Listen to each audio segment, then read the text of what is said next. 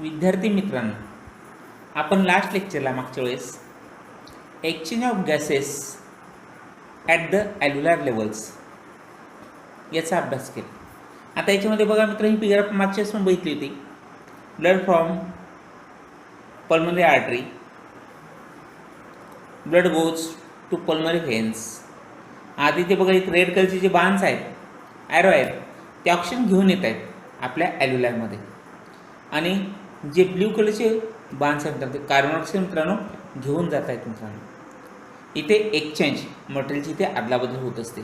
मग जे घटक आपल्याला लागतात ते आपल्याला मित्रांनो आपण ते ॲब्सॉर्ब करतो. इथे बघा, capillary, alveolar membranes, respiratory membranes, surface fluids, carbon dioxide diffuses into alveolus आणि oxygen diffuse into the red blood cells. इथे डिफ्यूज केलं मित्रांनो. आता याच्या पुढचं बघा मित्रांनो, internal respiration. The two main components of blood involved in transport of the respiratory gases. इथे दोन कॉम्पोनंट असतात मित्रांनो. दोन कोणते? एक कार्बन डायऑक्साईड, एक ऑक्सिजन मित्रांनो.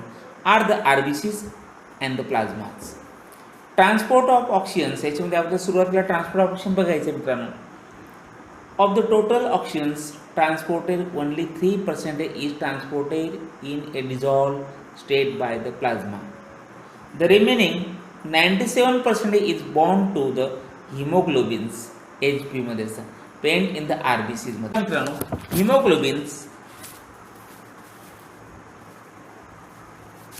hemoglobins acts as the respiratory carrier. It has high affinity for oxygens and combines with from oxyhemoglobins. मित्रांनो, हिमोग्लोबिन्स आणि ऑक्सिजन्स मिक्स झाल्यानंतर त्याच्यापासून आपल्याला ऑक्सिहिमोग्लोबिन्स हा घटक मिळायचा असतो मित्रांनो.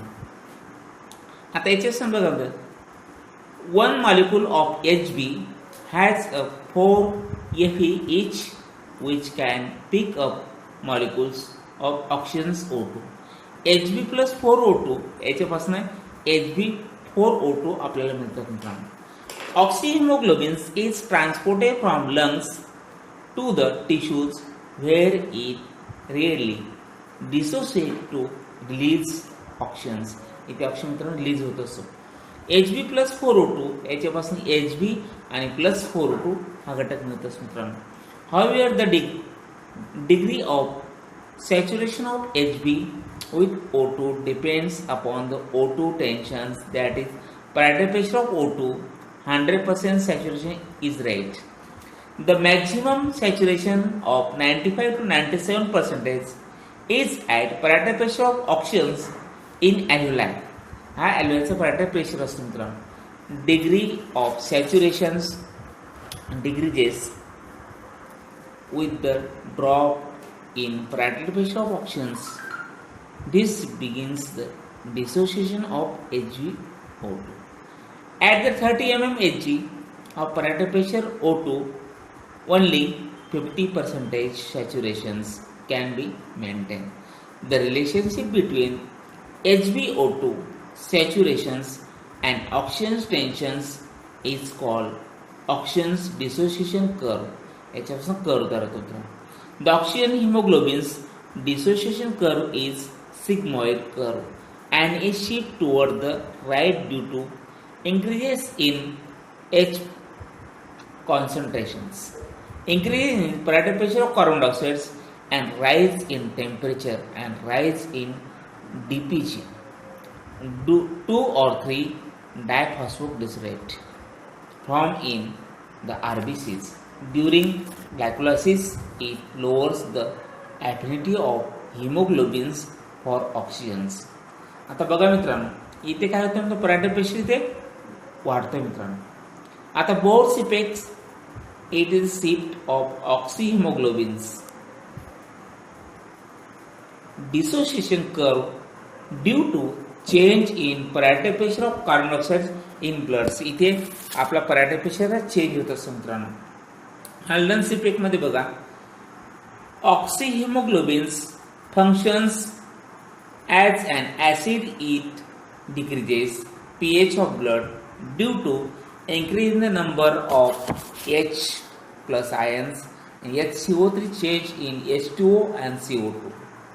In the alveoli where parietal pressure is high and parietal pressure carbon dioxide is low, ऑक्सिजनचा parietal pressure हाय असतो आणि कार्बनचा parietal pressure लो असतो मित्रांनो. Oxygens bind with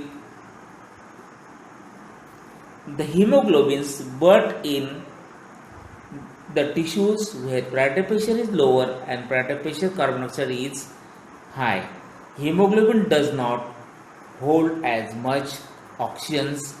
It releases oxygens for diffusions in the tissue cells. आता Bohr's इफेक्टचा curve बघा मित्रांनो, इथे high carbon dioxide, low pH, normal carbon dioxide, normal pH आणि low carbon dioxide high pH मध्ये. इथे बॉडी टिश्यू पासून हा कर्व इथे दाखवलेला मित्रांनो. याला ऑक्सी हिमोग्लोबिन्स डिसोसिएशन कर्व म्हणतात पॅराइटल प्रेशरचा मित्रांनो. आता बघा ट्रान्सपोर्ट ऑफ कार्बन डायऑक्साइड्स. आता carbon dioxide is really soluble in water and is transported by RBCs. हा कार्बन डायऑक्साइड सुद्धा मित्रांनो आरबीसीज यांनी ट्रान्सपोर्ट होत असतो. And plasma in their different forms. याच्यात 3 डिफरंट फॉर्म्समध्ये आहे मित्रांनो. पहिलं बघा by plasma in solution from 7%. Second by bicarbonate ions 70% आणि बाय रेड ब्लड सेल्स 23% मित्रांनो. आता फर्स्ट बघा मित्रांनो, by plasma in solution from 7%, only 7% of carbon dioxide is transported in a dissolved form as carbonic acids. याच्यापासून बघा मित्र CO2 plus H2O, याच्यापासून H2CO3 हा घटक इथे प्राप्त होत असतो. Next by bicarbonate ions nearly हा 70% असतो मित्रांनो of carbon dioxide release by the tissue cells diffuse into the plasma and then into the RBCs. In the RBCs, carbon dioxide combines with water in the pressure of a Zn containing enzymes.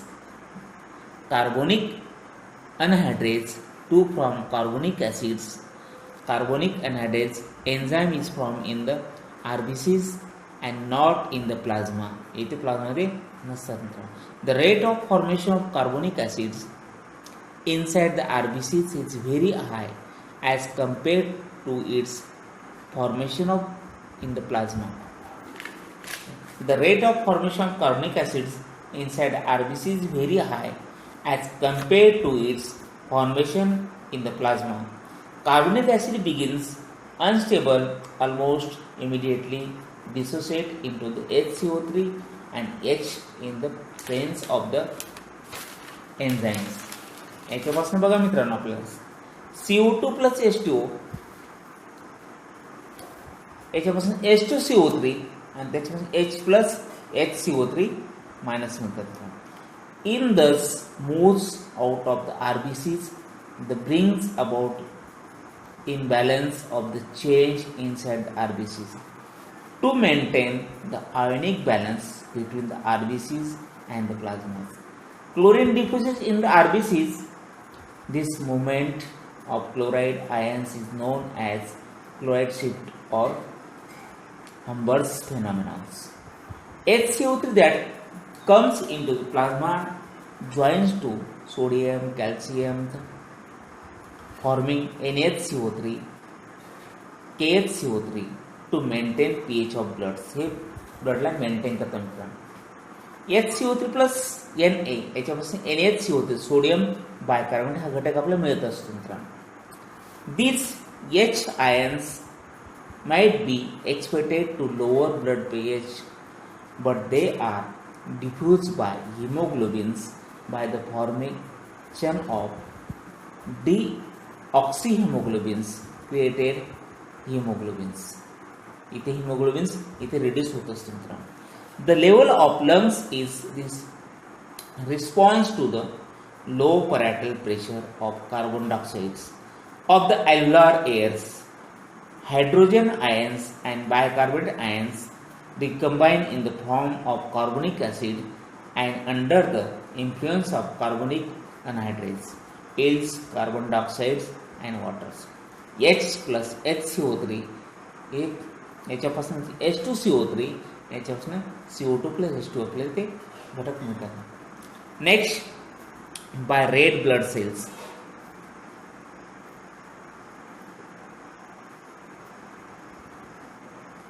आता by red blood cells मध्ये बघा मित्रांनो,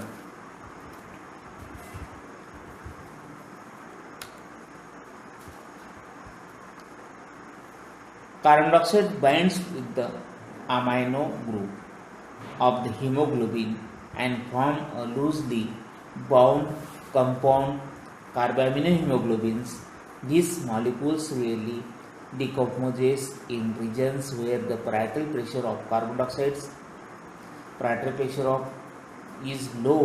Released carbon dioxide Hb plus CO2 याच्यापासून HbCO2 आपल्याला मिळत असेल कार्बॅमिनो हिमोग्लोबिनच्या मार्फत मिळतात.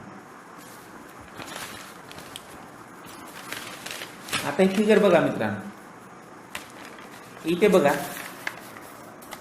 ॲरो दाखवला आहे.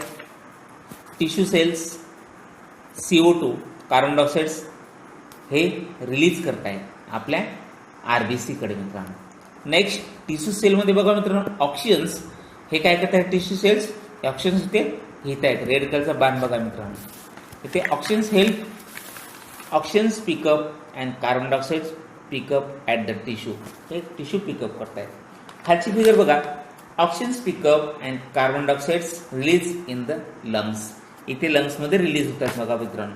ॲल्व्होलस ब्ल्यू कलरचा बाण कार्बन डायऑक्साइड आणि ऑक्सिजन्स मित्रांनो हा रेड कलरचा बाण मित्रांनो. इथे क्लोराईड शिफ्ट्स ट्रान्सपोर्ट्स प्रोटीन्स होतात मित्रांनो.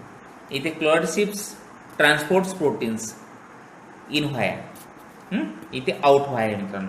इथे इन मध्ये आहेत, इथे आउट बाहेर आहेत मित्रांनो. हे बघा मित्रांनो, ॲल्व्होलस आणि टिश्यू दोघांमध्ये इथे फिगरमध्ये दाखवलं आहे मित्रांनो. फिगर अगदी सोपी आहे. ॲरोवरनं तुम्हाला ताबडतोब कळेल मित्र. बघा कार्बन डायऑक्साईडचे ॲरो आपल्या सेलकडे येत आहेत. इथे ॲल्व्होलसमध्ये कार्बन डायऑक्साईडचे ॲरो आपल्या सेलकडनं आपल्या ॲल्व्होलसकडे येत आहेत मित्रांनो. मग ज्यावेळेस आपण ॲल्व्होलसमध्ये कार्बन डायऑक्साईड स्टोअर होतो आणि त्याच्यासाठी तो लंग्समध्ये जातो आणि ज्यावेळेस आपला वेळ मिळेल त्यावेळेस मित्रांनो आपण कार्बन डायऑक्साईड हा फ्री करत असतो मित्रांनो.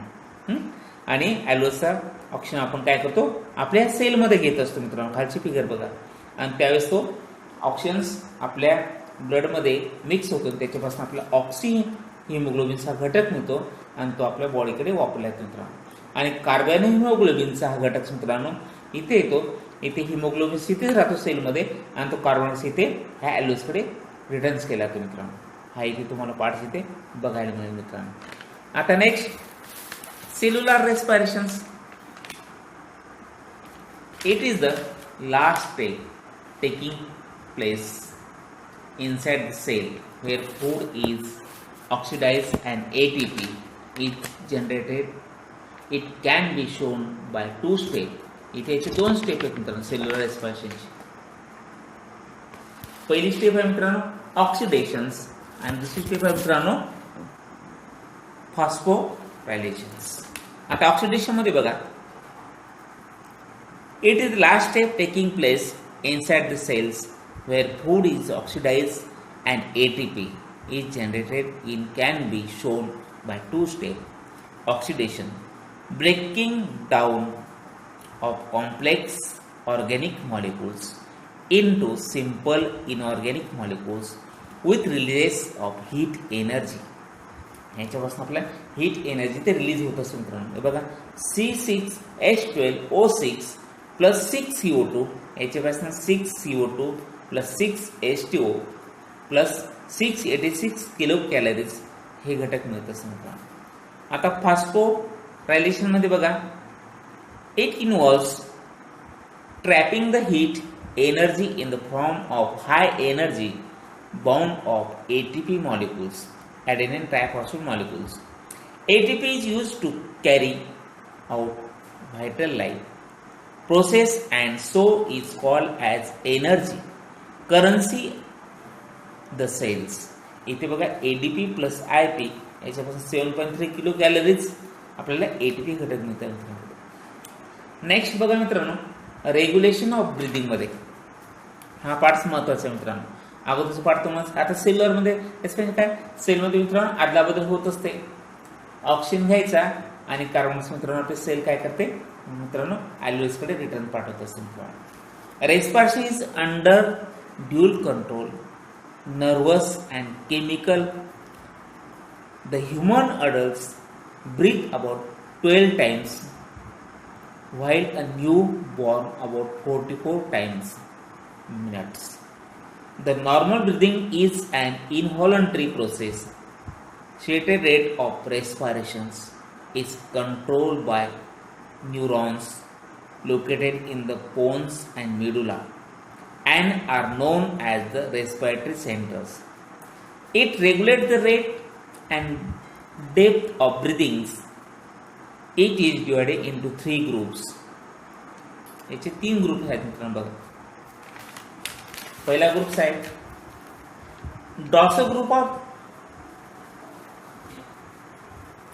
dorsal group of neurons in the medulla, inspiratory centers.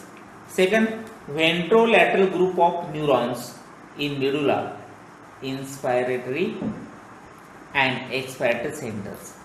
Next, pneumatic center located in ponus, primarily limits inspiration, slow wave sleep and rapid eye movement sleeps. During inspirations, when the lungs expanded to a created point, the stretch receptors are stimulated and impulses are sent along the vagus nervous to the expiratory centers.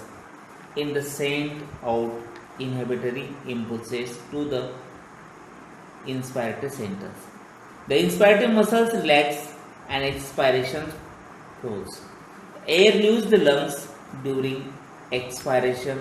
The lungs are deflated and the stretch receptors are no longer stimulated.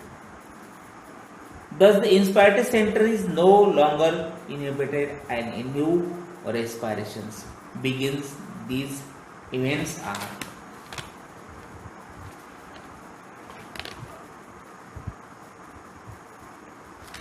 याच्यामध्ये बघा मित्रांनो, respiration is under dual control, nervous and chemicals. The human adults breathe about 12 times while a newborn जे ते 44 times मित्रांनो minutes मध्ये मित्रांनो. आता याच्यामध्ये बघा, hearing Burger's reflex control the depth and rhythms of respirations. It also prevents the lungs from inflating to the point of brushings. The respiratory centers has concentration with the cerebral cortex and means can voluntary changes or patterns of breathings.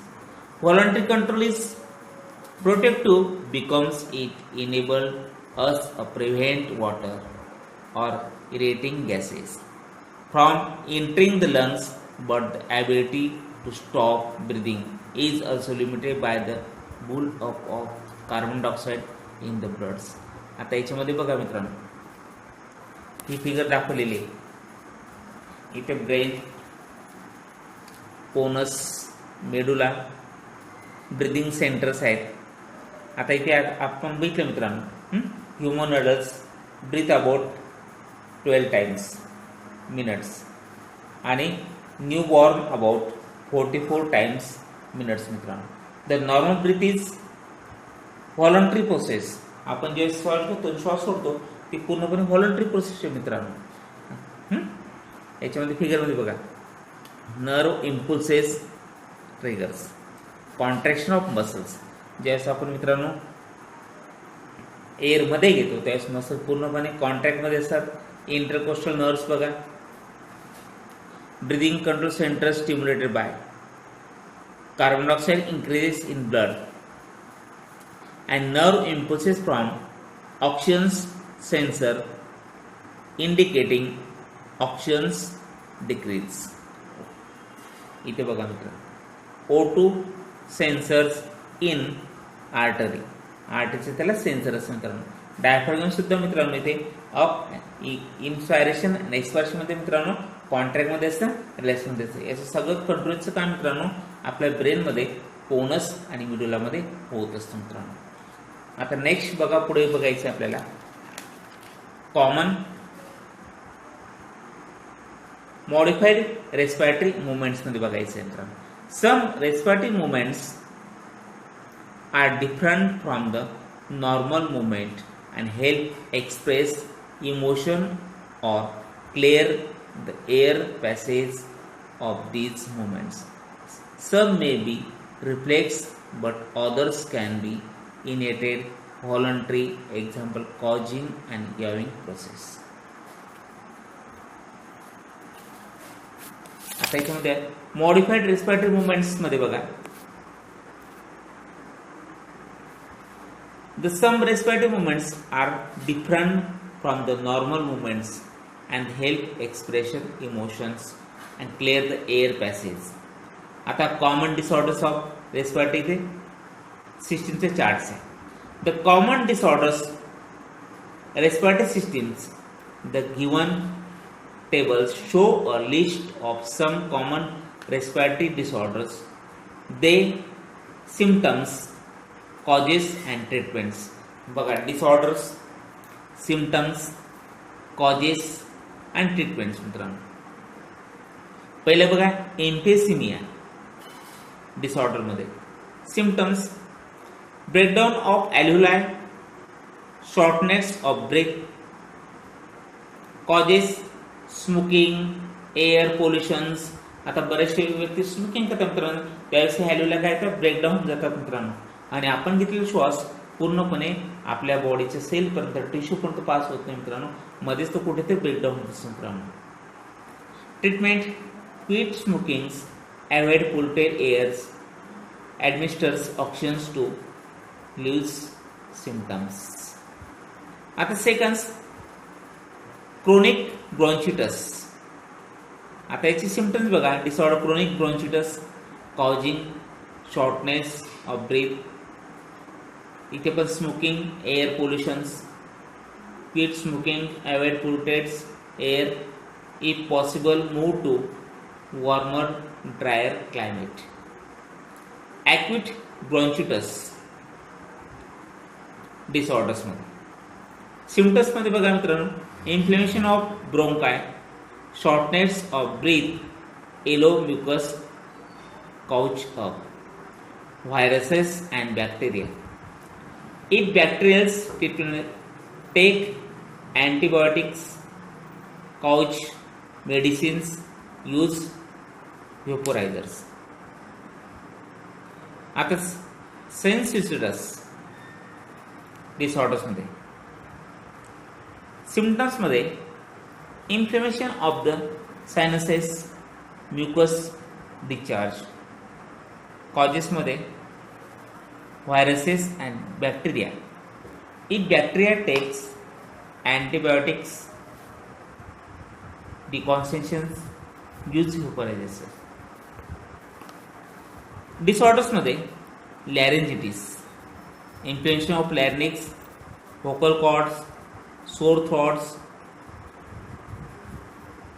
Hardness of voice, mucus built up and couch, viruses and bacteria. If bacterial takes antibiotics, couch medicines, voice rest, avoid irritation like smokes. आता pneumonia,